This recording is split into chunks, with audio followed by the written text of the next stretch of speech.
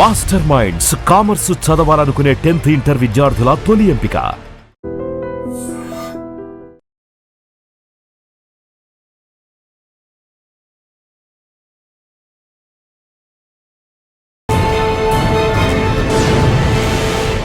Welcome to I dream. ఈ వారం మన గెస్ట్ ఫిట్నెస్కి ఎక్కువ ప్రయారిటీ ఇచ్చిన పోలీస్ ఆఫీసర్.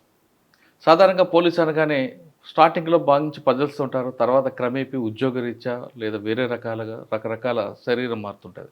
కానీ ఈరోజు మీకు పరిచయం చేస్తున్న పోలీస్ ఆఫీసర్ స్టార్టింగ్ నుంచి ఇప్పటి వరకు అదే ఫిట్నెస్ మెయింటైన్ చేస్తున్నారు. అది ఎలా అనే విషయాన్ని అని అడుగుదాం. ఇందుకే ఆయన పేరు Kashiram, reserve inspector operations Bhupalpally. Kashiram గారు పోలీస్ డిపార్ట్మెంట్కి వచ్చి ఫస్ట్లో నక్సల్స్ ప్రభావిత ప్రాంతాల్లో పనిచేశారు. ఆ టైంలో చాలా ఎక్స్చేంజ్ ఆఫ్ ఫైర్ జరిగాయి. అన్నిటికన్నా ఇంపార్టెంట్ ఆయన సర్వీస్లో పూవర్తిలో జరిగిన హెలికాప్టర్ మీద మావోయిస్టుల దాడిలో ఏం జరిగింది, అక్కడ ఆర్ఐ దుర్గాప్రసాద్ డెడ్ బాడీని తీసుకురావడానికి ఎంత కష్టపడ్డారు, అసలు దుర్గాప్రసాద్ గారు హెలికాప్టర్ ఎక్కకుండా కిందన ఎందుకు ఉండిపోయిన అతన్ని నక్సల్స్ ఏ విధంగా చిత్రహింసలు పెట్టి చంపారో కాశీరామ్ గారు ఇక్కడ తెలుసుకుంది. సార్ నమస్తే. నమస్తే. మేము చూస్తుంటే ఓ మంచి ఫిట్నెస్ మ్యాన్, జిమ్ ట్రైనర్లా కనిపిస్తుంటారు. యూనిఫామ్ వేసుకొని చక్కగా. అప్పుడే ఫస్ట్లో 2009లో ఎలాగున్నారు, 2026 కూడా అలాగే ఉంటున్నారంటే మీ ఫిట్నెస్కి ఎక్కువ ప్రయారిటీ. పోలీసు అందరూ అలాగే అవ్వాలనుకుంటారు, కానీ కొన్ని ఉద్యోగ రీత్యా లేదా ఎక్కువగా టైంకి భోజనం లేకపోవడం, వేరే కారణాలతో వాళ్ళకి స్టమక్లు వస్తుంటాయి. కానీ మీకు రాకుండా చక్కగా రోజు జిమ్కి ఎక్కువ ప్రయారిటీ ఇవ్వడంతో అది వస్తుంది. పువ్వర్తికి ఒకసారి వెళ్తా ఉంటాం. పువ్వర్తిలో ఆ రోజు ఏం జరిగింది? దుర్గాప్రసాద్ గారు హెలికాప్టర్ ఎందుకు ఎక్కలేకపోయారు? దుర్గాప్రసాద్ హెలికాప్టర్ గారు మిస్ అయిన తర్వాత వాళ్ళు ఏ విధంగా ఆయన చిత్రహింసలు పట్టి చంపారు? ఆయన డెడ్ బాడీ తీసుకురావడానికి వాళ్ళు ఎటువంటి ఛాలెంజ్ విసిరారు? ఆ డెడ్ బాడీ ఎలా బయటకు వచ్చింది? మీ బ్యాచ్మెంట్ కాబట్టి ఏం జరిగింది? ఆ విషయం చెప్పే ముందు కాశీరామ్ గారు పోలీస్ డిపార్ట్మెంట్కి రావడానికి కారణం ఏంటి? ఫ్యామిలీ బ్యాక్గ్రౌండ్ చెప్పండి. మీ ఐ డ్రీమ్కి మీ టీంకి నమస్కారం సార్. మన నేటివ్ వచ్చేసి గూడూరు సార్, మహబూబాబాద్ డిస్టిక్లో ఉంటుంది. 2009లో రిక్రూట్ అయినా. 2009 రిక్రూట్ అయినాక రిక్రూట్మెంట్ కాకముందు ఏం చేసేవారు? కాకముందు ఇక నేను ఉస్మానియా ఉద్యమంలో ఉన్నాను సార్. అమ్మా నాన్న ఏం చేసేవారు? అమ్మ నాన్న వ్యవసాయం చేస్తారు, agriculture family, complete agriculture family.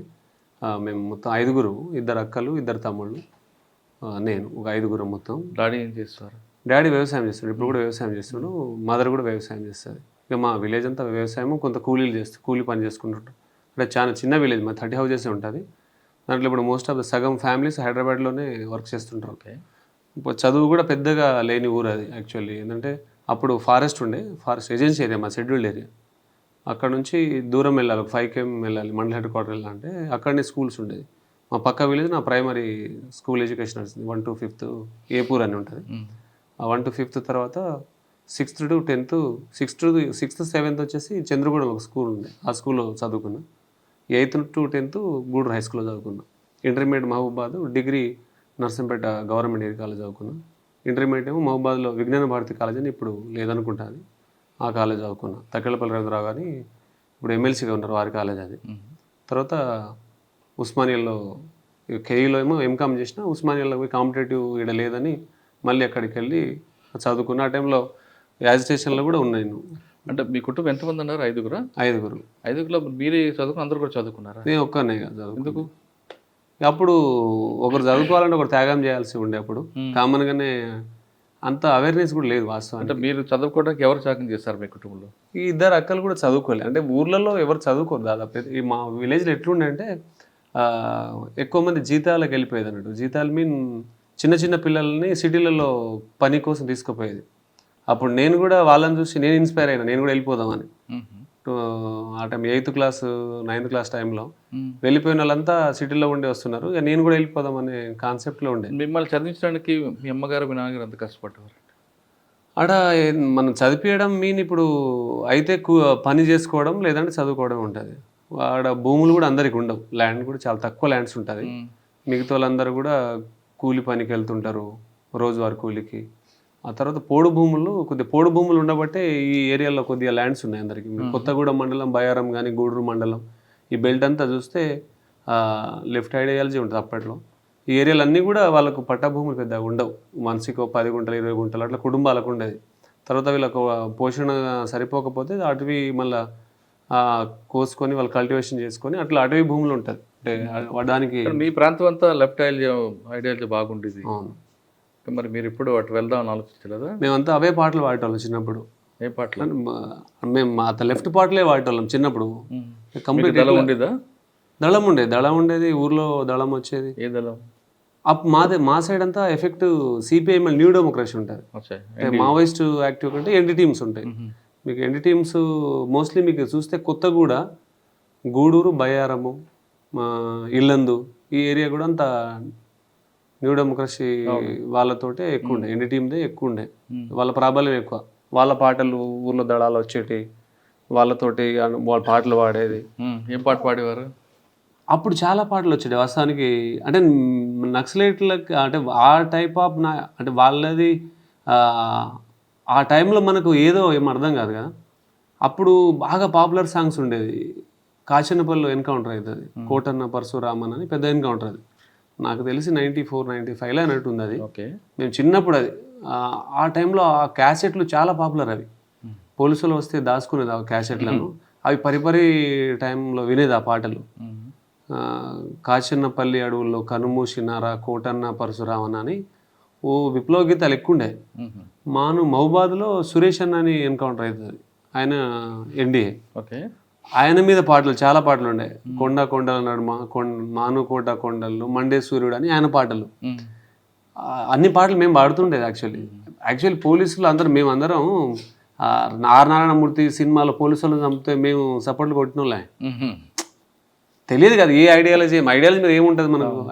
ఏదైతే ఇట్లా అది ఉంటుందో దాన్ని అట్లా ఆస్వాదిస్తుంటాం ఆ టైంలో. చాలామంది వెళ్ళిపోయిన వాళ్ళు ఉంటారు, దళంలో పనిచేసిన వాళ్ళు ఉంటారు. కామన్గానే ఉంటుంది ఊర్లలో అటు సైడు. మళ్ళీ ఎర్రన్న ఈ పాట బాగుండేది. నువ్వు ఎత్తిన జెండా ఇడవబో నువ్వు ఎల్లన్ను, నేను ఎత్తురు గుండెలు హత్తుకుంటా మెల్లన్న, నీడా చూపినో నీవన్న, తోడు నడిచినో నీవన్న, లంబాడెల్ల తండాలల్లో, కోయాలల్ల గూడాలల్లో, నీ అడుగుబడ్డ పల్లెలన్నీ ఎల్లన్ను, అవి తిరగబడ్డ సింహాల ఎల్లన్న అని పెద్ద పాట. చాలాసార్లు వాడుకుంటాం మేము పాటన. పోలీస్ జాబ్ ఎందుకు తీసుకోవాలనుకున్నారు? పోలీస్ జాబ్ అంటే పోలీస్ జాబ్ అంటే ఒకటి ప్యాషన్. ఒకటి కామన్గా ఊర్లో ఎట్లుంటుంది, నువ్వు ఎత్తుండగానే అరే బిడ్డ పోలీస్ అవుతావురా, మామూలుగా మీరు చూస్తుంటారు అని ఎత్తుండగానే వట్టేనే వాడిని రెచ్చగొడతాం. కొందరు మైండ్ సెట్లో అట్లా ఫిక్స్ అవుతుంది, స్ట్రాంగ్గా ఫిక్స్ అయిపోతాడు, నేను పోలీస్ కావాలని ఫీలింగ్లో వెళ్ళిపోతాడు. అలాంటి పరిస్థితి ఒకటి. మనకు వచ్చిన చదువు కొద్దిగా కాస్త కూస్తో వచ్చినప్పుడు ఇదే టార్గెట్ పెట్టుకుంటాం.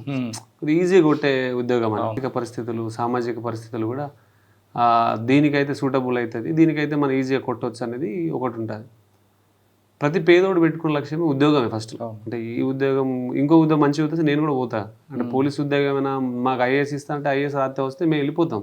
ఇదే ప్యాషన్ అంటే ఇప్పుడు ఉన్న దాంట్లో అది ప్యాషన్ మాకు. నువ్వు హైట్ ఉన్న బిడ్డ నువ్వు అవుతావురా అంటే ఇది హైట్ ఉన్న చాలా మంది అంటారు కదా, మరి మీరు స్పోర్ట్స్ ఏమైనా ట్రై చేయలేదా? స్పోర్ట్స్ అంటే ఇదే మా ఏరియాలో అవగాహన ఉండదు పెద్దగా. నా స్కూలింగ్ అట్నే వెళ్ళిపోయింది, డిగ్రీ కూడా పని చేసుకుంటూనే వెళ్ళిపోయింది. హైదరాబాద్ అప్పుడు మేము హన్మకొండ కూలి పనికి వచ్చేవాళ్ళం. నేను డిగ్రీలో ఉన్నప్పుడే హన్మకొండ పబ్లిక్ గార్డెన్ అడ్డ ఉంటుంది. ఇప్పుడు కూడా అడ్డ మీద చూసి మా పిల్లలు చూపిస్తుంటా, అరే బిడ్డ ఈడనే కూలి పని చేసుకున్నారా నేనని. ఎంత ఇచ్చేవారు అప్పుడు? అప్పుడు 50 రూపీస్ ఇచ్చేది. అయితే అప్పుడు ఇవి క్రెయిన్లు పైన పికప్ చేసి వెళ్ళేవు. 4వ అంతస్తు మీద సిమెంట్ బస్తా మోస్తే 100 రూపాయలు డబుల్ కూలీ అని దాని పేరు. అంటే ఎవరైతే ఫిట్గా ఉంటే ఆ కూలీకి ఎంచుకునేది అన్నాడు. 2 రోజులు కష్టం, 1 రోజు చేస్తే మనకు వచ్చేస్తుందని ఆ కూలీ చేసేది అన్నాడు. సిమెంట్ బస్తాను 4th ఫ్లోర్లో రోజంతా మోయాలి, ఒకటేసారి కాదు. ఇది మోసుకొని పోయి మెట్ల మీదకి వెళ్ళి వేసి రావాలి. ఆ సిమెంట్ బస్తాలు అని పైకి బ్యాగులు వేసేవారు రోజుకి. అంటే అప్రాక్సిమేట్ తెలియదు కానీ వేసేటోళ్ళం, చాలా వేసేటోళ్ళం. ఒక 30 కూలీ ఎక్కువ వస్తుంది. డబుల్ కూలీ అది 100 రూపాయలు ఇస్తారు. 2 కూలీ ఒక్కరికి ఇస్తారు. మోయరు కదా ఎవరు, బలం ఉండదు అనేది ఒకటి ఉంటుంది. అప్పుడు ఊర్లలో మామూలుగా కబడ్డీ నాటు గేమ్సే ఉంటాయి. కబడ్డీది ఏముంటుంది, ఏం అవసరం లేదు, దానికి ఎట్లయినా ఆడుకోవచ్చు. ఒక గీత గీసి అటు ఒక టీం ఇటు ఒక టీం ఆడుకోవచ్చు. ఊర్లలో అదే ఉంటుంది, ఆ పెద్దోళ్ళు చిన్నోళ్ళు అంతా అదే ఆడుతుండే. అదొకటి అలవాటు ఉండే నాకు. తర్వాత యూనివర్సిటీ గేమ్స్ ఆడేటప్పుడు నాకు అది ఇంజూరీ అయ్యి అది మానేసిన. యూనివర్సిటీలో గేమ్ పోయినప్పుడు అది మానేసినాక అథ్లెటిక్స్ ఈ పోలీస్కి ఇదే ప్రాక్టీస్ ఉండే కాబట్టి ఆ క్రమంలోనే అథ్లెటిక్స్ నేను ఉస్మానియా యూనివర్సిటీ ఛాంపియన్. నేను 2009 ఆర్ట్స్ కాలేజ్ ఛాంపియన్. నేను ఆ ఛాంపియన్షిప్ వచ్చి తర్వాత బేడికాల ఛాంపియన్షిప్ 2 ఛాంపియన్షిప్లో కొట్టి ఉండే. అవి అంటే నాకు తెలిసి ఉస్మానియా ఛాంపియన్షిప్లో నాన్ స్పోర్ట్స్ బ్యాక్గ్రౌండ్ నాదే ఉంటుంది. అంటే ఆయన స్పోర్ట్స్ బ్యాక్గ్రౌండ్ వాళ్ళు కొడతారు, అది నాన్ స్పోర్ట్స్ బ్యాక్గ్రౌండ్ నేనే కొట్టిన. అది అంటే 2009లో మీరు అప్లై చేశారు, 2009లో సెలెక్ట్ అయ్యారు. 2009 లా అండ్ ఆర్డర్ సివిల్స్ రాలేదా మీకు? సివిల్ రాలే నాకు, అది మిస్ అయింది. ఇక ఇది వచ్చింది, ఇది వచ్చినాక కంటిన్యూ చేసుకుంటాం. తర్వాత కన్వర్షన్ ఛాన్స్ ఉండే, కాకపోతే నాకు నేను తీసుకోలే. ఇక వేరే ట్రైనింగ్ ఎక్కడైంది మీకు? అప్పాలని ట్రైనింగ్. ఓకే, ట్రైనింగ్ తర్వాత ఫీల్డ్ ట్రైనింగ్, ట్రైనింగ్ అయిన తర్వాత గ్రౌండ్ ట్రైనింగ్ ఉంటుంది మళ్ళీ 3+2 అంటే 5 months ఉంటుంది గ్రౌండ్ ట్రైనింగ్. గ్రౌండ్ ట్రైనింగ్ ప్రేమాత్పేటలో అవుతుంది. అయినాక ఆపరేషన్స్ మీద ప్రాక్టికల్గా వైజాగ్ బేస్ క్యాంప్ ఉంటుంది కదా, వైజాగ్ గ్రౌండ్స్, దాని నుంచి అటు ఏఓబి బార్డర్స్ అవి దాంట్లో 2 months అక్కడ ఉండే. ఇక్కడ కూడా నేర్చుకున్నారా తెలంగాణలో కూడా? దాంట్లో తెలంగాణలో ఏంది గ్రౌండ్స్ తెలంగాణలో తెలంగాణలో ప్రేమాత్పేట మెయిన్ ట్రైనింగ్ సెంటర్. కానీ టెరైన్ డిఫరెంట్ ఉంటుంది తెలంగాణకి ఏఓబికి. అన్ని హిలాక్స్ ఏరియా, అవి వెదర్ కూల్ ఉంటుంది, రెయిన్ ఫాల్స్ నడుస్తుంటుంది అటు ఏఓబిలో. ఛత్తీస్గఢ్ బార్డర్ ఇది మీరంతా చెర్ల, వాజేడు, వెంకటాపురం, పేరూరు, చింతూరు, ఈ బార్డర్ అంతా ఛత్తీస్గఢ్కి, అది అటు ఒరిస్సా తగులుతుంది. కానీ టెరైన్ ఏది బాగా ఎక్కువ మీకు టఫ్ అనిపించింది? టఫ్ టెరైన్ అంటే ఇదే టఫ్ అనిపిస్తుంది, అది కొద్దిగా కూల్ వెదరే ఉంటుంది. ఇది ఈ ఈడగున్న గుట్టలు ఇవన్నీ కూడా బాగా టఫ్ ఉంటాయి ఇటు సైడ్. అంటే ఒక్కొక్క ఏరియాలో ఒకటి ఉంటుంది. కొన్ని ఏరియా డ్యూటీ ఏంటి? ఫస్ట్ అక్కడ నేను అది ఖమ్మం పోస్టింగ్. ఖమ్మం అయితే డైరెక్ట్ కొత్తగూడెం యాంటీ నక్సల్ స్క్వాడ్లోనే వెళ్ళిపోయాను. ఎంతకాలం పని చేస్తారు అక్కడ? Anti Naxal squad 5 years, 2011 to 2016 చేసిన. 5 years అక్కడే సర్వీస్. మీకు బాగా మెమరబుల్ చెప్పండి ఒకటి. మెమరబుల్ చాలా ఉన్నాయి, అంటే చాలా ఇన్సిడెంట్స్ ఉన్నాయి వాస్తవానికి. పువర్తి దాంట్లో 12 parties ఉంటుంది. అంటే పువర్తికి ముందు శ్రీరాములు శ్రీనివాస్ కూడా ఒక డిఫరెంట్ కేసు. అది ఏంటో, శ్రీరాములు శ్రీనివాస్ యాక్చువల్లీ ఛత్తీస్గఢ్ నుంచి వస్తుంటాడు. వస్తుంటే ఇన్ఫర్మేషన్ ఉంటుంది లోకల్ పోలీసులకు, వాళ్ళకి ఇన్ఫర్మేషన్ ఉంటుంది. వాళ్ళు వచ్చేది ట్రాలీలో, అప్పి లాంటి ట్రాలీ ఉంటుంది కదా, ఆ ట్రాలీలో వస్తుండే వాళ్ళ టీమ్ తోటి వస్తున్నాడు.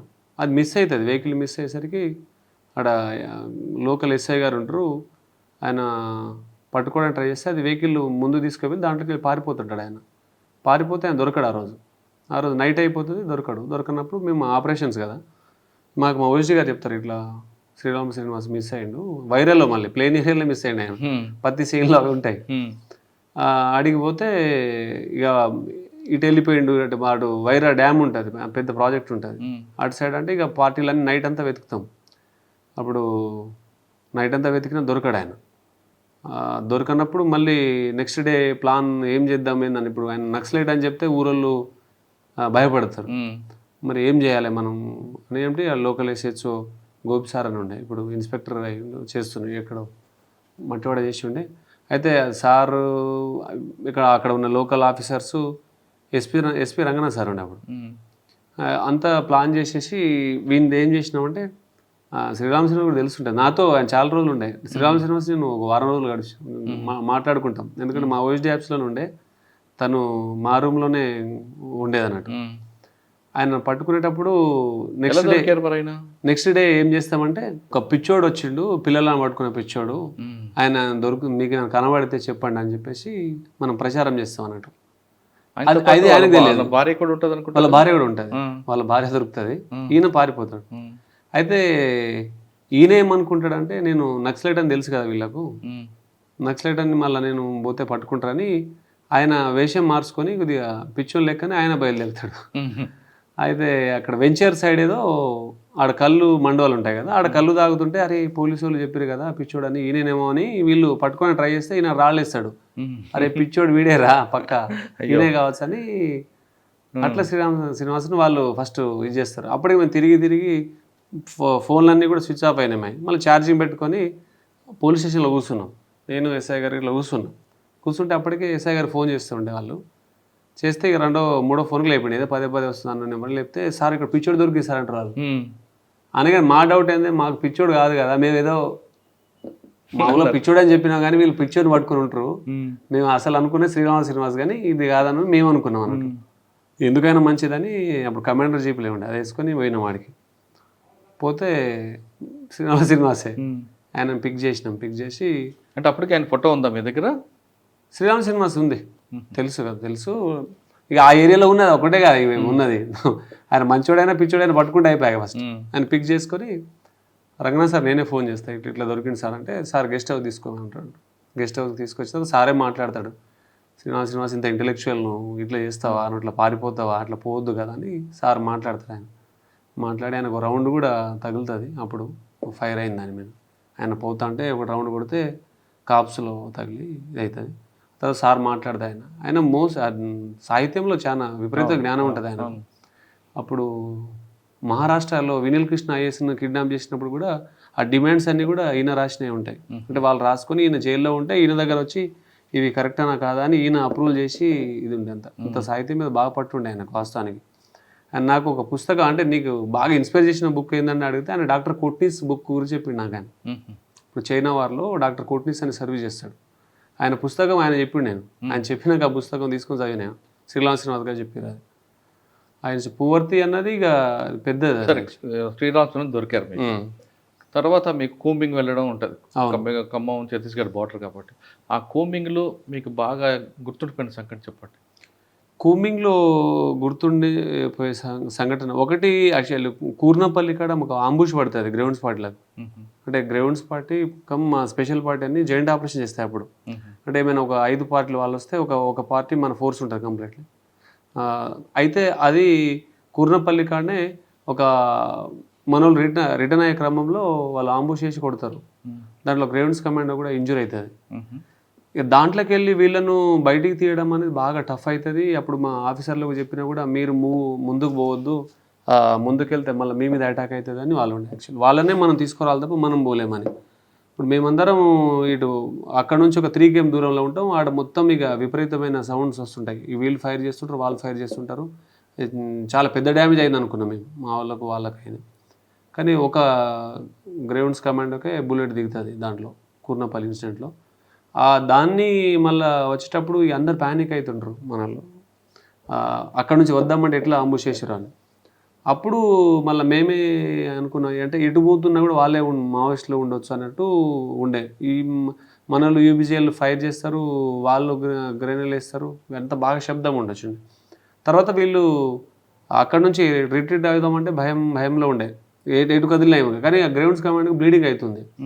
ఆ టైంలో ఇక మేమే చెప్పినాం అన్నట్టు, మీకు ఏడ సస్పెక్ట్ అనిపిస్తాడు రౌండ్ ఫైర్ చేయండి, వచ్చేయండి మీరు. ఇప్పుడు ఇటు సస్పెక్ట్ అనిపించింది అనుకో, 2 రౌండ్ ఫైర్ చేస్తే అయిపోయి ఇట్లా ఫైర్ చేసుకుంటూ వస్తారు. అయితే డైరెక్షన్ తెలియదు. ఇక మేము ఇదంతా టెన్షన్లో ఉంటాం.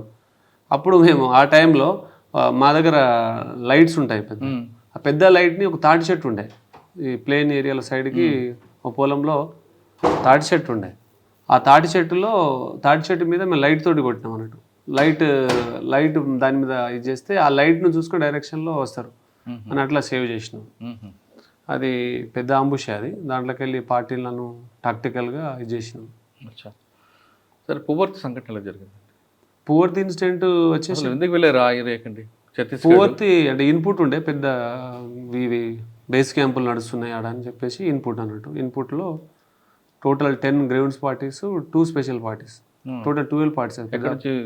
పెద్ద ఆపరేషన్ అది. ఇక్కడ నడుచుకుంటూ వెళ్ళారు. ఈ నుంచి నడుచుకుంటారు. అంటే అప్పుడు డ్రాపింగ్ కొద్దిగా లోపలికి వెళ్ళి 5-6 కిలోమీటర్లు వెళ్ళిన తర్వాత డ్రాప్ చేసేది, కొద్దిగా సేఫ్ ఏరియా అన్నంత వరకు పోయేది అన్నట్టు. దానికి పువర్తి వెళ్ళడానికి ఎన్ని రోజులు పట్టిందండి? పూర్తి వెళ్ళడానికి 2 నైట్స్ పడుతుంది. డేలో మూమెంట్స్ అంతా చేయకపోతుంది, నైట్ ఎక్కువ చేస్తుండే.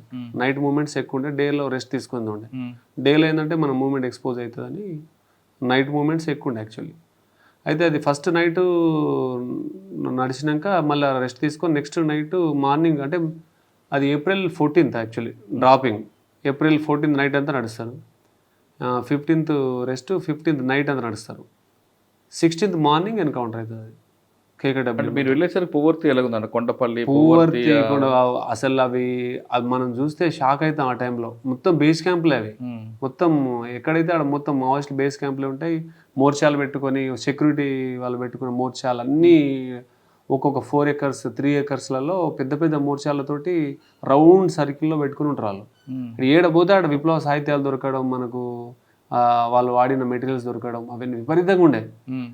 అయినాక ఒక సైడ్ ఏమో 7 parties ఆపరేషన్, ఒక సైడ్ ఏమో 5 parties operation. 2 places operation plan చేస్తారు. ఐదర్ ఇది లేదంటే షిఫ్ట్ అయితే వేరే కాడ షిఫ్ట్ అవుతారని చెప్పేసి ఇంకో 5 parties కాడ వేరే కాడ పెడతారు. అంటే పువర్తికి ఒకవైపు చెర్ల నుంచి వెళ్ళొచ్చు, చెర్ల నుంచే మనం మీరు వెళ్ళారా? చెర్ల నుంచి వెళ్ళేది. చెర్ల టు పూసుగుప్ప. పూసుకుప్ప నుంచి వెళ్తాం. పూసుగుప్ప నుంచే అచ్చా. పూసుగుప్ప నుంచి వెళ్ళేది. ఆడ 5 పార్టీస్ ఒక ప్లేస్లో, 7 పార్టీస్ ఒక కాడ. Operation 14th 15th 16th morning encounter అవుతుంది. 16th మార్నింగ్ ఎన్కౌంటర్ 9 బాడీస్ పడతాయి. పెద్ద ఎన్కౌంటర్ అది. ఆ టైంలో పట్టిందండి. ఎక్స్చేంజ్ ఆఫ్ ఫైర్ ఎన్కౌంటరా? అది ఎక్స్చేంజ్ ఆఫ్ ఫైర్. దాంట్లో టైమింగ్ ఎక్స్చేంజ్ ఆఫ్ ఫైర్ ఏదైనా కూడా మీకు mostly 10 minutes, 5 minutes, 2 minutes, 1 minute అయిపోతుంది కొన్ని ఒక్కొక్కటి. అంటే చేజింగ్ ఇవి చాలా టైం పడుతుంది. చేజింగ్ లేనిది తక్కువ టైంలోనే అయిపోతుంది. అది కొద్దిగా ఆపరేషన్ బట్టి దాంట్లో కొందరు ఎస్కేప్ కూడా అయ్యారు. దాంట్లో ట్రాక్టర్ మీద వెళ్ళిపోవడం మరి దూరం నుంచి అట్లా అయిపోయింది. అది కొంత 9 బాడీస్ పడి ఉండే దాంట్లో. మార్నింగ్ 16th మార్నింగ్ ఆపరేషన్ అవుతుంది. అది 16th మార్నింగ్ అయిన తర్వాత మాకు అందరికీ చాపర్ పికప్ ఉంటుంది రిటర్న్లో యాక్చువల్లీ. కానీ చాపర్ పికప్ మళ్ళీ ఇంతమంది చేయలేము, మళ్ళీ ఎన్కౌంటర్ అయిందని చెప్పేసి కొన్ని పార్టీలు బై వాక్ వచ్చేయమంటారు. సో కింద ఉన్న 7 పార్టీస్ అంటే మాది వేరే ప్లేస్లో ఉన్న 7 పార్టీస్ మేము బై వాక్ స్టార్ట్ చేసినాం. 16th ఆఫ్టర్నూన్ స్టార్ట్ చేసినాం రిటర్న్ జర్నీ. అంటే మోస్ట్లీ అయితే చెర్ల నుంచి 40-45 km వస్తుంది. ఎందుకంటే మనం బై వాక్ పోయేటప్పుడు చాలా జిగ్జాగ్లో పోతాం కదా, రూట్లో కరెక్ట్ పోం కదా. అక్కడ నుంచి 16th ఆఫ్టర్నూన్ బయలుదేరుతాం. ఎన్కౌంటర్ అయిన కాడేమో 5 పార్టీస్ ఉంటాయి. అవి చాపర్ ద్వారా పికప్ 16th ఒక 3 పార్టీస్ ఏమో అవుతుంది. అంటే నాకు తెలియదు. 5 పార్టీస్లో మోస్ట్లీ 3 or 2 షిఫ్ట్ అవుతాయి. ఫస్ట్ తీసుకొస్తారు, డెడ్ బాడీస్ వచ్చేస్తే అవి వచ్చేస్తాయి. డెడ్ బాడీస్ ఎవరు వాళ్ళవా? వాళ్ళే 9 బాడీస్. 17th కూడా సేమ్ ప్లేసు మైనస్ మనది అన్నట్టు. సేమ్ ప్లేస్లో చాపర్ ల్యాండ్ కావడం, అక్కడ ఉన్న లోకల్ పర్సన్స్ కూడా చాలామంది చాపర్ చూడడానికి వచ్చేస్తారు. దాంట్లోనే మావిస్టులు వచ్చేస్తారు. మళ్ళీ మావిస్టులు వచ్చేసి ఇక వీళ్ళతోటి వాళ్ళంతా కలిసిపోతారు. కలిసిపోయినాక కామన్గా ఏంటంటే వాళ్ళు శత్రు సైన్యం ఏదైతే తక్కువ అవుతుందో అప్పుడు అటాక్ చేయడం స్టార్ట్ చేస్తారు. వాళ్ళు లాస్ట్ ఒకటే పార్టీ ఉంటుంది. అది ఒక పార్టీ ఉన్నప్పుడు మళ్ళీ పికప్కి మళ్ళీ పోతుంది. ఫస్ట్ పార్టీ ఆ రోజు 2 పార్టీలు అనుకుంటా, నెక్స్ట్ డే 2, 3 ఉండే. దాంట్లో 2 షిఫ్ట్లో తిరిగినాక లాస్ట్ షిఫ్ట్కు పోయినప్పుడు వీళ్ళని పికప్ చేయడానికి పోయినప్పుడు 25 మెంబర్సే ఉండే. వాళ్ళు 25 మెంబర్స్లో 20 మెంబర్స్ ఎక్కినాక ఫైరింగ్ స్టార్ట్ చేస్తారు వాళ్ళు. ఇక మా 25 మెంబర్స్ ఉంటే వాళ్ళకి ప్రాబ్లం అవుతుంది. మళ్ళీ వీళ్ళందరూ మళ్ళీ అటాక్ చేస్తారని మొత్తం చాపర్ ఎక్కినాక 5 మెంబర్స్ ఉన్నప్పుడే అటాక్ చేస్తారు వాళ్ళు. 5 మెంబర్స్ అటాక్ చేసినప్పుడు ఈ మనం తీసుకునే చాపర్లన్నీ కూడా సిఆర్పిఎఫ్ వాళ్ళే ఉంటాయి. మన చాపర్ లేవు. వాళ్ళ నుంచి మనం తీసుకుంటాం. వాళ్ళు పైలట్లు మన మాట విన్నారు. వాళ్ళు సో ఫైరింగ్ ఇట్లా అయితే వాళ్ళు వచ్చేయమని అంటారు. వాళ్ళు ఎట్లున్నా వచ్చేయమంటారు. ఎందుకంటే దానికి మళ్ళీ ఫ్యూయల్ ట్యాంక్ వాటి తగిలి బ్లాస్ట్ అయిపోతుందని వాళ్ళు లేపేస్తాడు. ఆయన పైలట్ లేపేస్తాడు. ఇక వచ్చినాక వీళ్ళు 5 మెంబర్స్ ఉండిపోతారు. ఇక దాంట్లో 4 ఆఫీసర్లు, ఒక మెన్ ఉంటాడు, ఒక కమాండర్ ఉంటాడు. ఆ నుంచి వాళ్ళు చేజింగ్ ఈ చాపర్ ముందు ఆపుతారు. ఆ డైరెక్షన్లో ఒక 1/2 km 1 km వాళ్ళు పరిగెడతారు. పరిగెత్తినాక ఈయన అప్పటికి లోపల ఉన్న కూడా వీళ్ళు రిక్వెస్ట్ చేస్తారు పైలట్కి, ఎక్కడొక్కడ ల్యాండ్ చేయి, మళ్ళీ నువ్వు చేస్తే వాళ్ళు వచ్చి మళ్ళీ ఎక్కుతారని మనల్ని రిక్వెస్ట్ చేస్తారు. కానీ ఆయన విన్నాడు. కూడా డైరెక్ట్ భద్రాచలం తీసుకొస్తారు. భద్రాచలం నుంచే పోతుంది అన్నట్టు చాపర్. భద్రాచలంకి వచ్చేస్తుంది. ఇక వీళ్ళు 5 మెంబర్ మిస్. ఇక 5 మెంబర్స్ మిస్. ఈ 5 మెంబర్స్ వాళ్ళు చేంజ్ చేసుడు, వీళ్ళు వచ్చుడు, చేంజ్ చేసుడు. ఇక బాడీ డిహైడ్రేషన్ అయిపోయి 4 ప్రసాద్ సార్కేమో ఇక బాడీ డిహైడ్రేషన్ అయిపోయి ఆయన ఆగిపోతాడు. ఇక ఆయన దగ్గర ఉన్న రౌండ్లు అయిపోతుంది. ఈ 4 ఉంజుపల్లికేమో వచ్చేస్తారు. వీళ్ళు ఆ రోజు నైట్ అంతా రన్ చేస్తారు. అంటే 17th నైట్ అంతా రన్ చేసి 17th మార్నింగ్ ఉంజుపల్లికి వస్తారు వీళ్ళు. ఆలోపు మాకంతా మేము వచ్చేసినాం. మేము 17th 17th మార్నింగే వచ్చేసినాం మేము బయటికి. 16th అయిపోయింది కదా, 17th మార్నింగ్ వరకు నడుచుకుంటూ వచ్చేసినాం. వచ్చేసి మేము పీపీకి వచ్చి అంటే పికప్ పాయింట్కి వచ్చి ఫోన్ చేస్తాం. ఇట్లా మేము విజయ్ గారికి ఫోన్ చేస్తాం. అప్పుడు తెలియదు మాకు మిస్ అయింది తెలియదు. ఇవన్నీ వచ్చేస్తున్నాయి డెడ్ బాడీలు అనుకున్నాం. మేము అందరూ వచ్చేసిన అనుకున్నాం. వీళ్ళు చాపర్లు వెళ్ళిపోయారు, మేమే నడుచుకుంటూ వచ్చినాం. అంటే మాకే లేట్ అవుతుంది వాస్తవం, బైవాక్ కదా మాది. అయితే వీళ్ళు 5 మిస్ అయిన విషయం మాకు అప్పుడు తెలుసు అన్నట్టు. మధ్యలో చెప్పలే వాళ్ళు 5 మిస్ అయినరు లాస్ట్ చాపర్ ఇట్లా పోతానంటే. ఇక మళ్ళీ ఆపరేషన్ కోసం అని మళ్ళీ మిగతా పార్టీలు వాళ్ళ 5 గురించి పోవాలంటే ఆ మార్నింగ్ వీళ్ళు వచ్చేస్తారు. 4 వచ్చేస్తారు. 4 వచ్చేసి ఫోన్ కాంటాక్ట్స్ సిగ్నల్ వచ్చిన ప్లేస్లో వచ్చి వీళ్ళకు మేము సేఫ్గానే ఉన్నాం 4 వచ్చేసినామంటే ఒకరు మిస్. ఒకరు దుర్గప్రసాద్ సార్. ఇక దుర్గప్రసాద్ గురించి ఇక వీళ్ళు ఎట్లా చేద్దాం ఏంటంటే ఆ లోపే ఇక చనిపోయి ఉంటాడా ఇవన్నీ ఉండే అన్నట్టు. తర్వాత వాళ్ళు లెటర్ పంపిస్తారు అన్నట్టు, ఇట్లా ఉన్నాడని వాళ్ళు పంపిస్తారు. అక్కడ ఆదివాసీ సంఘాలు ఉంటాయి. పామేడు ఆదివాసీ సంఘాలు, ఈ పూసుగుప్ప నుంచి ఇక్కడ నుంచి ఆదివాసీ లీడర్లు ఉంటారు కదా, వాళ్ళకి చర్చలకు పంపింటే అప్పటికే చనిపోయి ఉన్నాడు ఆయన, చనిపోయిండు.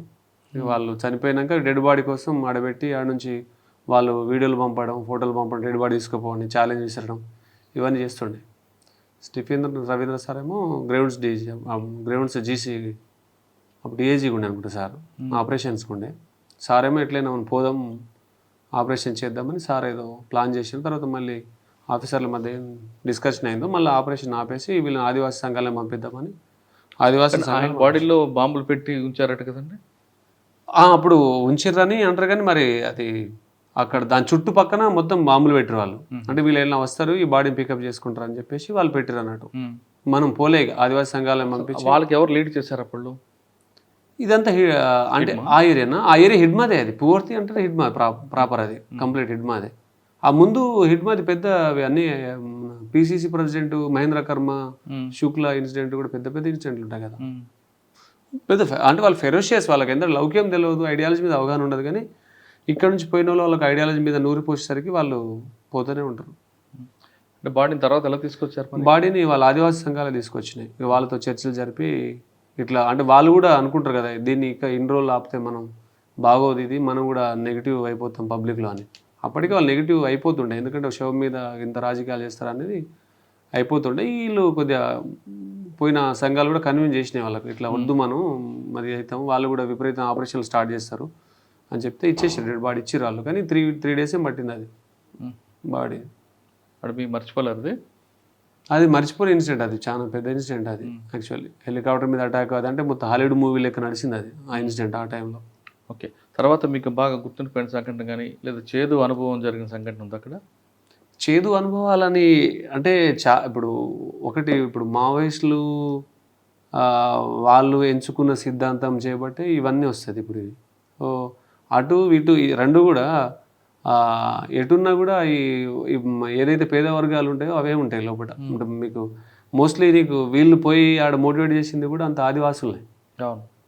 ఆదివాసులు మోటివేట్ చేసి వేల మందిని రిక్రూట్ చేసి వాళ్ళ రక్తంతో ఆ నేల తడిచిపోయింది. ఇటు పోలీసు వాళ్ళ రక్తంతో. చింతలనారు ఇన్సిడెంట్ 76 మంది సిఆర్పిఎఫ్ జవాన్లు మొత్తం ఊచకోత గురవుతారు, 76 మంది చంపేసిండ్రు. ఆ 76 మంది అంతా ఎవరైనా సంపన్నుల వాళ్ళు, బాగా పైసలు వాళ్ళే కాదు కదా, వారు గరీబోలే పొట్టకూటి కోసం వచ్చిన ఉద్యోగస్తులే వీళ్ళు. అంటే అటు చూసినా ఇటు చూసినా రెండు పేద వర్గాలే ఉంటాయి. వీళ్ళు ఆడపోయి మావోయిస్టులను ఉసిగొల్పి ఇప్పుడు సల్వాజూడం అని మహేంద్రకరం పెడతాడు అటు సైడ్. సల్వాజూడం కూడా కంప్లీట్లీ ట్రైబల్ తోటి ఫామ్ చేసింది అది. గ్రామ రక్షణ దళాల లెక్క అక్కడున్న పిల్లల్ని ట్రైనింగ్ ఇచ్చి, ఒక 3 నెలల ట్రైనింగ్ ఇచ్చి వెపన్స్ ఇచ్చి పడేశారు. వాళ్ళ మీద మావోయిస్టులు అటాక్ చేయడం, మావోయిస్టుల మీద వీళ్ళు అటాక్ చేయడం, ఊర్లు తగలబడిపోయినాయి. మీరు ఛత్తీస్గఢ్లో పోతే చాలా ఊర్లను కాలబెట్టేసారు మావోయిస్టులు. పోయి వాళ్ళ మీద అటాక్ చేసి ఆ ఊర్లు సజీవ దహనాలు అయినాయి. ఆవులు చాలా కాలిపోతాడు. అట్లా మొత్తం అటు చూసినా ఇటు చూసినా ఎక్కడ కూడా అది అంటే ఎప్పుడు ఈ రక్తం ఎప్పుడు కూడా అభివృద్ధిని కానీ దీంట్లో ఏమి ఉండదు అసలు. రెండు సైడ్లో కూడా బాగా డ్యామేజ్ అయింది. ఎంతకాలం పనిచేస్తారండి మీరు ఆర్ఎస్ఏగా? అక్కడ 5 years చేసిన నేను, 11 to 16 చేసిన. 5 yearsలో ఇవి 2 గుర్తున్నాయి, ఇంకేమున్నాయి? చాలా ఉంటాయి ఇన్సిడెంట్లు, చాలా ఇన్సిడెంట్ ఉంటాయి. ఒక్కొక్కటి 7 days 6 days అడవిలోనే ఉండే, మా షూలు తోటి కాళ్ళలో స్కిన్ కూడా లేచిపోయినాయి. ఒకటి చాలా మంది ఇట్లా ఒక్కొక్కటి చాలా గాథలు ఉంటాయి, ఒక్కొక్కటి బాధలు వర్ణాతీతం ఉంటుంది మా దాంట్లో. సరే, 5 సంవత్సరాల ఆపరేషన్లో చనిపోయింది ఎవరు? భారతదేశ పౌరుడే. అవును. చంపింది ఎవరు? భారతదేశ పౌరులే. మనందరూ ఒక అన్నదమ్ములు లాంటి వాళ్ళమే. ఈ విషయం ఎప్పుడైనా గుర్తుకొచ్చిందో బాధపడ్డారా? చాలాసార్లు బాధపడ్డా. ఇప్పుడు మనం ఇప్పుడు యాక్చువల్లీ మనం ఇన్స్పైర్ అయ్యేటప్పుడు కూడా ఎట్లా ఇన్స్పైర్ అవుతాం? ఒకటి మనం పోలీస్ తుపాకీ చూస్తాం, మేము మా కాడ 2 తుపాకులు చూసినాం. మేము 2 తుపాకులు ఇన్స్పైర్ చేసినాయి మాకు. అంటే అది తెలియదు కదా యవ్వనంలో, ఈ 2 ఇన్స్పైర్ చేసినాం. మనం ఏది రాంగో ఏదో రైట్ కూడా తెలియదు మనకు. చాలామంది అంటే మనలాంటి వాళ్ళు కూడా చాలామంది ఆ అడవి బాట పట్టి చాలామంది చనిపోయిన వాళ్ళు ఉన్నారు. ఇది అంతర్యుద్ధం ఇది. అంటే ఇప్పుడు పాకిస్తాన్తో యుద్ధం అంటే వేరే దేశంతో కొట్లాడిన గౌరవం ఉంటుంది, ఇది ఉంటుంది. కానీ ఇది మన బిడ్డలను మనం చంపుకోవడం, వాళ్ళు మన మీద దాడి చేయడము, ఇది ఒకటే ఇంట్లో అన్నదమ్ములు కొట్టుకుంటే ఆ ఇల్లు ఎంత ఆగమైపోతుందో సేమ్ ఇదే ఇన్సిడెంట్ ఇది. అందుకని మొన్న వీళ్ళు మావోయిస్టులు లొంగిపోయిన మావోయిస్టులు కూడా అదే నేను అడిగినట్టు. అంటే ఎప్పుడైనా మీకు అట్లా అనిపించిందా? మీరు పోయి మోటివేట్ చేసింది కూడా ఏదో బిజినెస్ మ్యాన్ కొడుకులను, పెట్టుబడిదారు కొడుకులను, క్యాపిటలిస్ట్ కొడుకులను లేకుంటే ఫార్మా కంపెనీ పెద్ద పెద్ద ఇంజనీరింగ్ కాలేజ్ కొడుకులో నక్సలైట్లు ఏం దింపలేగా వీళ్ళు. దింపిందంతా ఎవరిని? అణగారిన వర్గాలు, బీద వర్గాలే కదా, పొట్టకూటి కోసం బతుకుతున్న వర్గాలను మోటివేట్ చేసి అంటే వాళ్ళలోని చైతన్యం తేవాలనేది వాళ్ళ ప్రధాన ఉద్దేశం కదా. డబ్బున్నోడి కుటుంబంలో కాదు, బడుగు బలహీన వర్గాలకి, అణగారిన వర్గాలకి, పీడిత వర్గాలకే మేము వాళ్ళ చైతన్యం తేవాలి అనేది కదా వాళ్ళ చైతన్యం తేవాలని చెప్పేసి వాళ్ళే ఇప్పుడు ఆగమైపోయారు మొత్తం. ఇప్పుడు దీనికి ఇప్పుడు పెద్ద క్వశ్చన్ అది వాళ్ళకు. ఇప్పుడు వాళ్ళే వర్గాలుగా చీలిపోయి దాంట్లో అసలు మేము చేసిన ఉద్యమానికి ఏం లేదు, దీనికి చివరి వరకు ఏ ఫలితం లేకుండా అని వాళ్ళే అనిశ్చిత స్థితిలో ఉన్నారు. వాళ్ళు డైలమాలో ఉన్నారు. అసలు ఇది మేము దీంట్లో విజేతలమా పరాజితులమా మేము అసలు, లేకుంటే బాధితులమా, లేకుంటే మేము వేరేటోళ్ళను రాంగ్ రూట్లో తీసుకుపోయి నిందితులమా అనే ఒక డిఫరెంట్ ఆలోచనలో వాళ్ళే డైలమాలో పడిపోయారు. సార్ 5 సంవత్సరాల తర్వాత ఎక్కడికి వచ్చారండి? 5 సంవత్సరాల తర్వాత మళ్ళీ నేను వరంగల్కి వచ్చిన. వరంగల్కి వచ్చి ట్రైనింగ్లో చేసిన. ఒక 7-8 ఇయర్స్ ట్రైనింగ్లోనే చేసిన కంప్లీట్లీ. ట్రైనింగ్లో సిటీసీలో ఒక 1 ఇయర్ చేసిన. పీటీసీలో సుమారు ఒక 2018 to 25 చేసిన. 8 ఇయర్స్ చేసిన ఆడ. చాలా బ్యాచ్లకు ట్రైనింగ్ ఇచ్చినాం. మోర్ దెన్ 10,000 మెంబర్స్కి ట్రైనింగ్ ఇచ్చినాం. 10,000 మెంబర్స్ శిష్యులు ఉంటారు మనకు స్టేట్లో, స్టూడెంట్స్ మనకు. అంటే కానిస్టేబుల్ నుంచి మొదలుకుంటే ఎస్ఐల వరకు చాలామంది స్టూడెంట్స్. కాశీరామ్ గారికి కాకి కన్నా ఖద్దర్ అంటే ఇష్టం అంటారు ఎందుకు? ఈ ఖద్దర్ అంటే ఫస్ట్ నుంచి సోషల్ సర్వీసెస్ ఉన్నది మాకు. ఒక్కరు మారిన చాలని చెప్పేసి ఒక చారిటీ పెట్టి ఉండే మేము ముందే. 2007లో నేను మా ఫ్రెండ్స్ కలిసి మా ఊర్లోనే స్టార్ట్ చేసినాం అది. అంటే దీనికి ఏంటంటే అంటే డబ్బు కంటే కూడా సోషల్ అవేర్నెస్ క్రియేట్ చేయాలి వీళ్ళకు. అంటే చేపలు పట్టి ఇవ్వడం కాదు, చేపను ఎట్లా పట్టుకోవాలో నేర్పిద్దామని మా ఊర్లలో, అంటే మా సైడ్లో మహబూబాద్ ఏరియాలో కానీ చూస్తే భ్రూణ హత్యలు ఎక్కువ ఉంటాయి. మీరు చూసే ఉంటారు. ఎక్కువ మంది ఆడబిడ్డలను కడుపులను చంపేసుకోవాలి, బాల్య వివాహాలు ఎక్కువ, చదివిపియ్యరు. చదివిన పిల్లలు అంటే వాళ్ళకి అవేర్నెస్ లేక ఇట్లా పోతారని దాని మీద ఆ కాన్సెప్ట్లో ఒక్కరు మారిన చాలు, అంటే 100 మంది 1000 మంది చెప్పినా ఏ ఒక్కరు మారిన చాలు అని చెప్పే కాన్సెప్ట్తో పెట్టినాం అది. అది పెట్టి చాలా సంవత్సరాలు గూడాలలో పల్లెలలో రాత్రిపూట చాలా ప్రోగ్రామ్స్ అటెండ్ అయినాం. మన ఫ్రెండ్స్ తోటి వాళ్ళతోటి అందరితో అటెండ్ అయినాం. అట్లా చారిటీ చేసుకుంటా, కొంతమంది క్రౌడ్ ఫండింగ్ చేసుకుంటా కూడా చేసినాం. రీసెంట్గా ఒక అమ్మాయి మ్యారేజ్ కూడా అయింది, స్రవంతి అనే అమ్మాయి. ఆమెకు 2015లో మెడిసిన్ సీట్ వస్తే ఆ టైంలో ఒక పేపర్లో పడుతుంది. ఆమె పేపర్లలో ఈనాడు పేపర్లో ఏమో రాస్తారు, సరస్వతి పుత్రికకు లక్ష్మీ కటాక్షం అని. ఆ అమ్మాయికి అప్పుడు క్రౌడ్ ఫండింగ్ చేసి ఆమెకు మెడిసిన్ అయింది. మన మెడిసిన్ అయ్యి పీజీ కూడా అయింది. ఆ పెళ్ళికి మొన్ననే నేను మా వైఫ్ అంత కుటుంబ సమేతంగా అటెండ్ అయి వచ్చినాం. ఆమెకి చెప్పిన అప్పుడు, నీకు ఇప్పుడు ఇట్లా హెల్ప్ చేస్తున్నావురా, నువ్వు రేపు డాక్టర్ అయినాక నువ్వు ఓపీ ఫ్రీగా చూడాలని. మొన్న మళ్ళీ గుర్తు చేసింది, అన్న అన్ని ఓపీ ఫ్రీ చూస్తా అన్న అని చెప్తుండే. అట్లా చాలా మంది చేసినాంలే. కొంతమంది క్రీడాకారులకు ఖద్దరు వేయాలని ఎందుకు అంటే ఖద్దరు వేయాలని పరిస్థితులను బట్టి. ఖద్దరు అంటే మీకు ఇప్పుడు సామాజిక ఆర్థిక స్వేచ్ఛ లేని స్వేచ్ఛే కాదంట నేను. అంటే ఆర్థికంగా సామాజికంగా స్వేచ్ఛ దొరకనప్పుడు ఆ స్వేచ్ఛే కాదు. డబ్బులు ఉన్నోళ్ళు ఏ హాస్పిటల్కైనా వెళ్ళవచ్చు, డబ్బు లేనివాడికి హాస్పిటల్ లేదు, పోతే ప్రభుత్వ దవాఖానలో పోవాలి, లేకుండా ప్రాణం ఇచ్చేయాలి. అంటే డబ్బులు లేక వైద్యం అందక సచ్చిన శవాలు ఎన్నో ఉంటాయి నేల మీద, మీరు ఎన్నో చూసి ఉంటారు. పైసలు లేక చదువు అందక నిరక్షరాస్యులైన ఎంతోమంది మేధావులు ఉంటారు. అంటే ఐఏఎస్ అయ్యే బిడ్డ కూడా కూలి పని చేస్తుంటాడు, చాలామంది ఉంటారు. ఊర్లోనే పాటలు పాడే లతా మంగేష్కర్లు, కనుమరుగ లతా మంగేష్కర్లు ఎంతోమంది ఉంటారు. ఆ పాట అక్కడే పరిమితమైంది. బట్టలో మాణిక్యాలు చాలా ఉంటాయి, చాలా ఉంటారు. నీకు ఎంతమంది కోహ్లీ లేరు ఛత్తీస్గఢ్లో, ఎంతమంది సచిన్ టెండూల్కర్ లేరు, ఎంత ఏఆర్ రెహమాన్ లేరు, ఎంత చిరంజీవి రామ్ చరణ్ లేరు. ఆడ ఎవరు వాళ్ళకే దారి చూపించే వ్యక్తులు కావాలి, దారి చూపించే వ్యక్తి కావాలి. అది ఇది ఏంటంటే గ్రాడ్యువల్ చేంజ్ అంటే చాలా తరాలు పోతాయి. మా ముత్తాత గత్తర్లో చచ్చిపోయాడు. మా ముత్తాత గత్తర్ మీద అప్పట్లో కరోనా ఎట్లను ఆ టైంలో ప్లేగు కలర్ వ్యాధి వచ్చింది. మా ముత్తాత జబ్బు అంటారు, పెద్ద జబ్బు. దాంట్లో మా తాత మా ముత్తమ్మ ఇద్దరు చనిపోయారు దాంట్లో. అంటే ఆయనకు మళ్ళా ఆ వ్యాధి ఇంటికి వచ్చేస్తుందని ఆయన అడవిలో పెడితే ఆమె కోసం వంట గిట్ల చేయడానికి ఈమె పోతే ఇద్దరు అక్కడే చనిపోతారు. అయ్యో. మా తాత కూడా నిండు ఆయుసు ఏం లేదు బాబా. మా ముత్తాత 25 ఏళ్ళకి చచ్చిపోతాడు, మా తాత 50 ఏళ్ళకి చచ్చిపోయాడు. అంటే ఇవన్నీ వాళ్ళకి తెలియదు, అవగాహన లేదు. మాకే వైద్యం మీద అవగాహన లేదు. అంటే పేదరికం. మనం రాజకీయాలకు వెళ్తే కానీ చైతన్యం తేలేమా? అంటే political power is ultimate power కదా, ఇక దానికి మించిన పవర్ ఏమైనా ఉందా? అన్నిని నిర్ధారించేది, పీల్చే గాలిని, తినే తిండిని, కట్టుకునే బట్టను నిర్ణయించేది అదే. దాన్ని మించి కానీ రాజకీయంగా వెళ్ళాలంటే ఆర్థికంగా మనం సామాజికంగా గట్టి బలం ఉండాలి కదా. ఇప్పుడు అదే కదా, అదే చేంజ్ చేయాలి కదా నేను, అదే చేంజ్ కావాలని. అంటే ఇప్పుడు ప్రతి ఒక్కడు మనం మార్పు కోరుకుంటాం కానీ మార్పుకు మనం ప్రయత్నం చేయం. ప్రయత్నం చేయడంలో తప్పేం లేదు కదా. కానీ ఓటుకి డబ్బుల కోసం అమ్ముకునే వ్యక్తులు ఉన్న కాలంలో మరి ఏ విధంగా మీరు ముందుకెళ్తారు మరి? అంటే నేను అంటే దాని మీద ఇంకా పూర్తి అంటే మన ప్లాన్స్ మనకు ఉంటాయి. డబ్బులు లేకుండానే రాజకీయం నడవాలనే సిద్ధాంతం అందరు నమ్ముతున్నారు కదా. అది సాధ్యమేనా? అది సాధ్యం కాదా అందరికి తెలిసిపోయింది కదా ఇప్పుడు అది. అయితే యాక్చువల్లీ ఇప్పుడు మన ఏసీబీ రైళ్లు అన్ని రైళ్లు నడుస్తుంటాయి కదా, అందరి మీద నడుస్తుంటాయి. అసలు బేసిక్ మూలం కరప్షన్కి ఏదంటారండి మీరు? మామూలుగా బేసిక్ మూలం ఎక్కడ పాడైపోతుంది? కరప్షన్ ఉంది మన ఇన్బిల్ట్ అయిపోయింది కదండి. అందుకనే అబ్దుల్ కలాం గారు అంటారు చిన్న చిన్న కరప్షన్ అంటే మనం పట్టించుకోవట్లేదు. మన దృష్టిలో కరప్షన్ అంటే ₹1,00,000 5,00,000 అని ఉంది. కొంతకాలం పోయి అది కూడా పెద్ద తప్పేం కాదంటాం. ఇక్కడ కరప్షన్ అనేది మనమే అలవాటు చేస్తున్నాం ఆఫీసర్లకి. అవును. హాస్పిటల్కి వెళ్ళి మనం తొందరగా వెళ్ళాలని గేట్ దగ్గర ఉన్న ప్యూన్ మనకు అడగకపోయినా మనం 10 చేతులు ₹10 పెడతాం. అవును. అక్కడే అలవాటు అవుతుంది. డబ్బులు తీసుకుని ఓటేస్తాం, ఎందుకంటే అది మన డబ్బు అంటాం. మరి ఎక్కడ మీకు తేడా వస్తుంది? అవును. మీ వెనక 10 మంది తిరగాలంటే ఆయనకి బిర్యానీ పెట్టాలి, అవన్నీ మీరు పెడతారా? ఇప్పుడు ప్రతి యువకుడు ఏం రాజకీయాలు కోరుకుంటాడు, మొత్తం మార్చాలని రచ్చబెట్టడం మీద డిస్కషన్ అవుతుంది. ఆ యువత మారకుండా అట్నే ఉంటే చేంజ్ వస్తుంది ఎప్పుడైనా. కరెక్టే గారు. ఇప్పుడు రాజకీయాలన్నీ కూడా వ్యాపారంగా మారాయి కదా, మరి ఆ వ్యాపారాన్ని తట్టుకునే శక్తి మీకు ఉందా అని? ఇక మన అంటే కొన్ని ఐడియాలజీ పవర్స్ ఉంటాయి, అంటే కొంత ఆలోచనకు ఉన్న పవరు అది తెంపుకొని బయటపడుతుంది. రైట్. కేసీఆర్ తెలంగాణ ఉద్యమం ఎంచుకున్నప్పుడు ఒక ఎమోషన్ ఉండే, ఒక ఆత్మ, దానికి తెలంగాణ ఆత్మ పట్టుకొని వచ్చిండు. ఆ టైంలో ఎంత డబ్బు పట్టినా పని చేయలే. కొన్నిసార్లు ఏంటంటే ఐడియాలజీకి ఉన్న పవర్ అన్నీ దాటిపోతుందని నేను బాగా బలంగా నమ్ముతాను.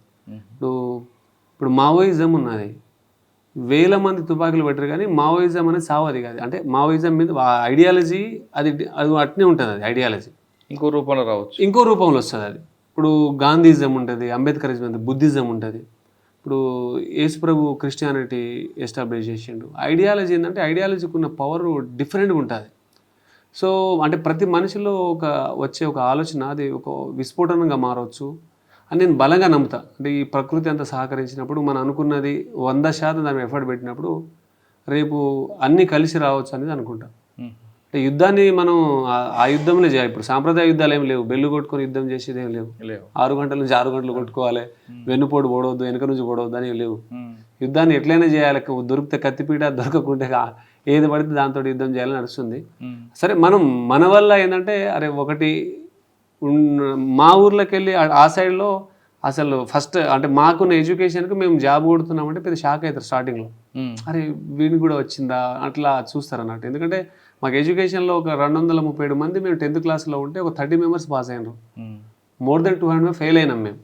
నేను అట్లా 10th ఫెయిల్ అయినా, ఇంటర్మీడియట్ ఫెయిల్ అయినాను. కానీ ఇప్పుడు మీరు ఎంచుకున్న నియోజకవర్గం నుంచి మీలాంటి ఆఫీసర్లు చాలామంది దాని మీద ఫోకస్ పెట్టారు. ఆ పోటీలో కూడా మీరు నిలబడగలరా? ఇక చూడాలి. ఇక మనం అంటే ఇప్పుడు కాశీరామ్ ఎక్కడి నుంచో మొదలు పెట్టిన జర్నీ ఇక్కడ దాకా వస్తా నేనే నమ్మలే. ఇక్కడ దాకా వచ్చినా కదా, ఇంకెక్కడ దాకా పోతున్నామో నాకు కూడా తెలియదు. అంటే పాజిటివ్ థాట్స్ తోటే ఉన్నా. వస్తే ఒకటి ఉంటుంది, లేదంటే ఒక సామాజిక రాజకీయ కొత్త విప్లవాన్ని సృష్టిస్తాం. వరంగల్ తర్వాత ఎక్కడికి వచ్చారు?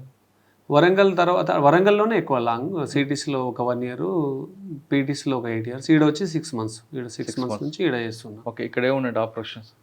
ఈడ ఆపరేషన్స్ ఇక ఆల్మోస్ట్ ఇక అంటే విప్లవం చివరి దశకి చేరింది. Complete March 31st Amit Shah గారు ఇచ్చిన స్టేట్మెంట్ ప్రకారం వాళ్ళు చాలామంది లొంగిపోవడాలు ఇవన్నీ అయిపోయినది. అంటే ఒక విధంగా మంచి పరిణామం. ఇప్పుడు అంటే ఆ పల్లెలు కూడా అభివృద్ధి పదాలు నడుస్తుంది, కొంత ఆ పిల్లలు కూడా ఎడ్యుకేషన్ అందుతుంది. అంటే వాళ్ళు ఎంచుకున్న సిస్టమ్ ఎప్పుడు మనం మంచిది అనుకోవచ్చు. అంటే అక్కడ కూడా ఐఐటీలు, ఆడ నుంచి నీట్ ర్యాంకులు, అక్కడ నుంచి కూడా ఐఏఎస్ ఆఫీసర్లు పుట్టుంటే బాగుండు. కానీ ఏడైతే విప్లవం బాగా నక్సలిజం ప్రబలుతుందో అక్కడ ప్యానిక్ ఉంటుంది, భయం ఉంటుంది, యువతలో ఒక భయం ఉంటుంది, ఒక ఆందోళన ఉంటుంది. వాళ్ళు ఏ పోలీసులతో మాట్లాడినా ఇన్ఫార్మర్ లెక్క ఫీల్ అయిపోయి చంపేసిన దాఖలాలు మస్తున్నాయి. 2013లో 9 మర్డర్లు అవుతుంది. చెర్ల, వెంకటాపురం, వాజేడు ఏరియాలో 9 మంది అమాయకులను చంపేస్తారు. ఎందుకంటే వాళ్ళు జస్ట్ పోలీసు వాళ్ళు మనం దారి ఇప్పుడు మనం పోతుంటే ఒక పిల్లగాని ఆపి మనం ఏమైనా మాట్లాడినాం అనుకో సస్పెక్ట్ చేస్తారు. వాళ్ళు సస్పెక్ట్ చేసి అరే రేపు ఏమైనా మూమెంట్ ఈయన చెప్తాడేమోనని ముందే వాళ్ళను చంపడాలు జరుగుతాయి. అది అలాంటి ఏమైనా సిచ్యువేషన్ వస్తే మనం ఎవరన్నా పట్టుకొస్తే ఊర్లోకి వెళ్ళి వాళ్ళు అరెస్ట్ చూపించి జైలుకి పంపితే అప్పుడు కొద్దిగా సాటిస్ఫై అయ్యేది వాళ్ళు, జైలుకి పోయిందంటే వీడు కొద్దిగా జెన్యునే కదా అని అట్లా అనుకున్నది. సరే, ఈ 6 నెలల్లో భూపాలపల్లిలో మీరు చేసిన వర్క్ ఏంటి? 6 నెలల్లో ఇప్పుడు ఈడ వర్క్ పెద్దగా ఏం లేదు, ఆపరేషన్స్ మీద తక్కువ ఉన్నది. ఎక్స్పీరియన్స్ పాయింట్ ఆఫ్ వ్యూలో ఆల్మోస్ట్ ఈడ తక్కువ ఏరియా, ఈ ఏరియాలో మూమెంట్ తక్కువ. రీసెంట్లీ మూమెంట్ అంతా కూడా అటే ఉండే. ఇప్పుడు కమిటీ కూడా అంతా ఛత్తీస్గఢ్లో ఉండి అటు నుంచి మూమెంట్ చేయడాలి. కంప్లీట్ మావోయిస్టులకు అడ్డా కానీ ఛత్తీస్గఢ్ మారిపోయింది. కర్రెగుట్టలు ఆ ప్రాంతాన్ని పూర్తిని బేస్ చేసుకొని వాళ్ళ యాక్టివిటీస్ అంతా నడిచింది.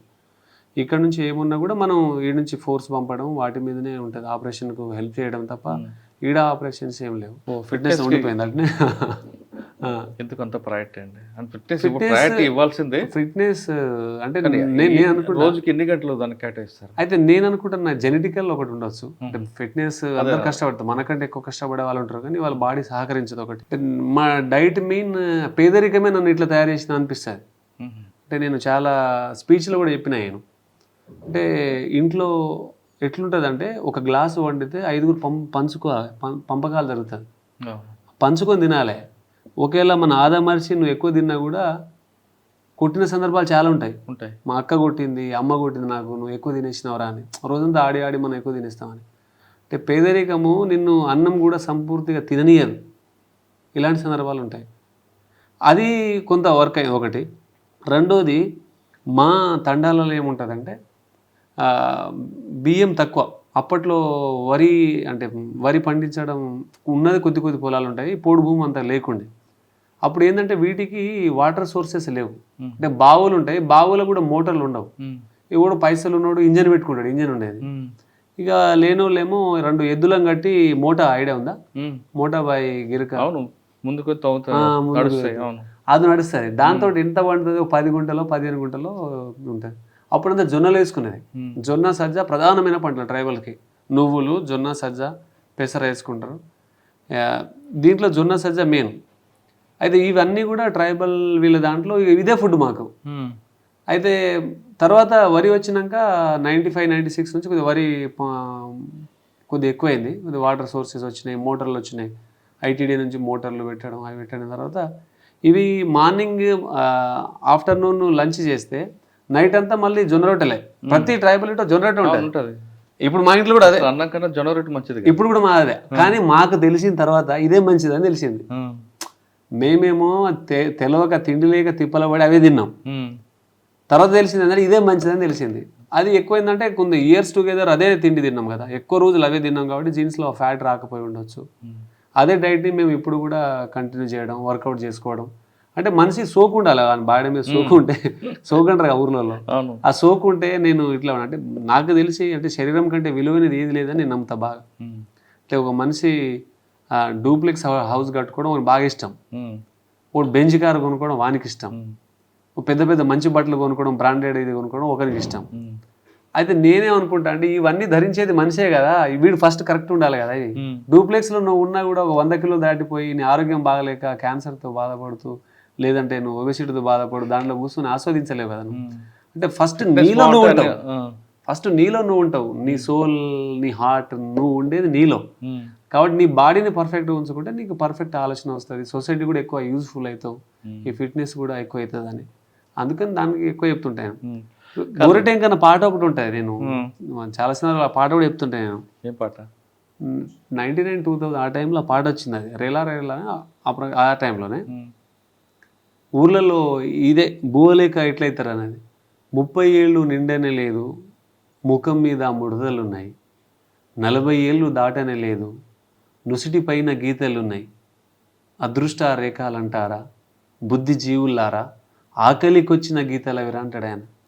అంటే ఆకలితో వచ్చిన గీతలను కూడా అమాయకులు వీళ్ళు అదృష్ట గీతలు అనుకుంటారు, అంతటి అమాయకులు వీళ్ళు పేదవాళ్ళని దాన్ని పాట రాసిన ఆయన.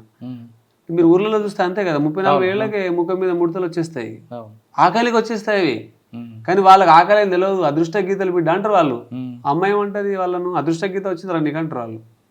సో పేదరికము మన ముఖాన్ని చాలామంది చూస్తే అదే అనిపిస్తుంది, అస్థి పంజాలే కనబడతారు. నీకు ఇంకా ఛత్తీస్గఢ్లో పోతే టవల్స్ కట్టుకొని ఉంటారు ఆడబిడ్డలు, చిన్న చిన్న పిల్లల పెళ్ళిళ్ళు అయిపోతాయి, వాళ్ళకి ఆహారం ఉండదు, పౌష్టికాహారం లేకపోతే పిల్లలు కూడా చిన్నగా ఉంటారు. మీకు ఫిట్నెస్ చూసి మీకు చిన్నప్పుడు మీ క్లాస్మేట్స్ అందరూ కూడా పోలీస్ అవుతారా అని మీకు రెచ్చగొట్టారు కదా? అవును, మామూలుగా హైట్ ఎత్తులో ఉంటావు కదా, మంచి మజిల్స్ అని. ఇప్పుడు అదే హైట్ అదే మజిల్స్ ఉన్న తర్వాత సినిమా హీరో అవుతానని రెచ్చగొడితే సినిమా హీరో అయితే రెచ్చగొట్టరు నాకు. సినిమా తీస్తారా, వెళ్తారా? సినిమాల మీద నడిచిన కథలు చాలా కథలు విన్నా నేను, 20 కథలకి విన్నా నేను. కాకపోతే దాన్ని తెలుసు, దాని పాలిటిక్స్ తెలుసు నాకు. ఇప్పుడు మీరు రాజకీయ పాలిటిక్స్ సినిమాలు కూడా తెలుసు నాకు. అది దాన్ని చాలా బాగా తెలుసు, దాని డీప్ పాలిటిక్స్ తెలుసు నాకు. మా మిత్రుడు భీమ్ శిశురులో కూడా నా ఫ్రెండ్ మ్యూజిక్ డైరెక్టర్ గారు, మిఠపల్లి సురేందర్ గారు, కాసర్ల శ్యామ్ గారు, సురేష్ బొబ్బిలి. సినిమాలో ట్రై చేయలేదు? సినిమాలో కథలు విన్నాం.